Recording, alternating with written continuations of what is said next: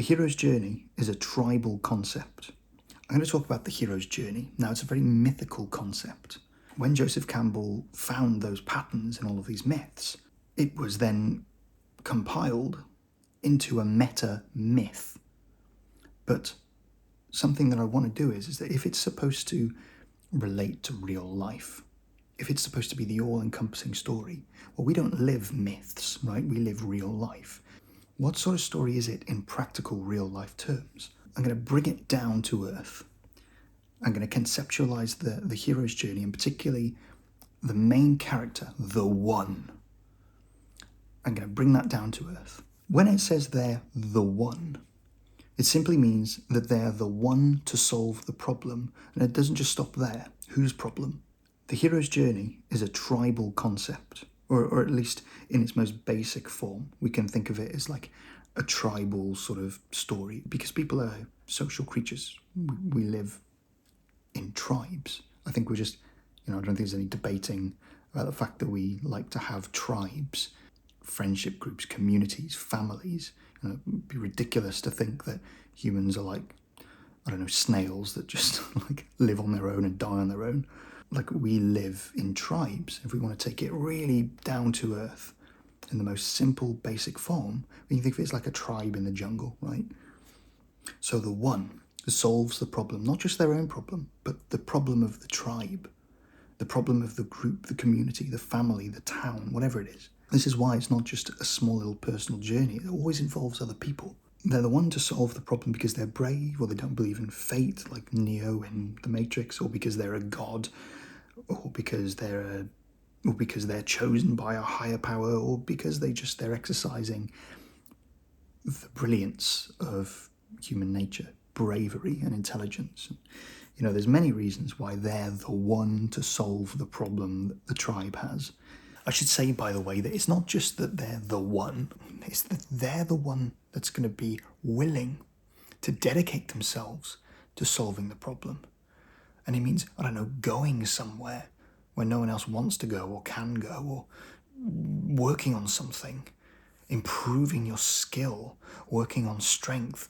It's a process that they're the one that is willing to take up, and they're the one that can take it up. It's a social problem. Remember, this is all just my opinion, it's all my take, and I think it's quite a good, grounded, practical take of turning the hero's journey, a mythical meta-story, into something more practical, a meta-story that we all live, that isn't in the form of a myth. And by doing that, it helps us understand it a little better. So it's the social story. It's the story where you solve the social problem, the issue causing social distress. And when you return, at the end of the hero's journey, there's the return, and then there's the reward, and it's something like that. And what that is, the reason why there's a return, it's a return to the tribe.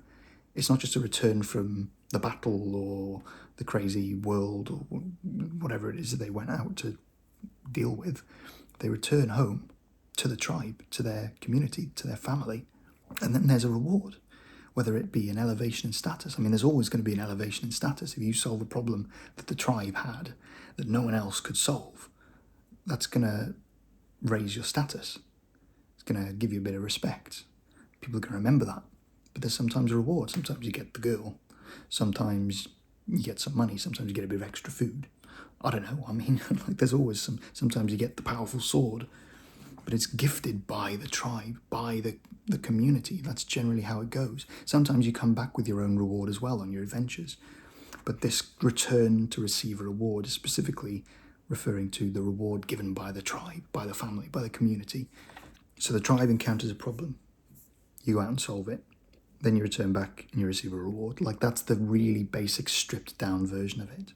And you can add little other bits in there as well, like, a call to action or receiving guidance from someone, like a mentor, And here's the thing, right? The one can be anyone, a man or a woman.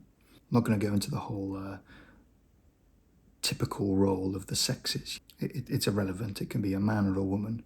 If you are someone who goes and solves a problem that the tribe, no one else in the tribe, in the family, in the community, in the town could solve, then you're the one.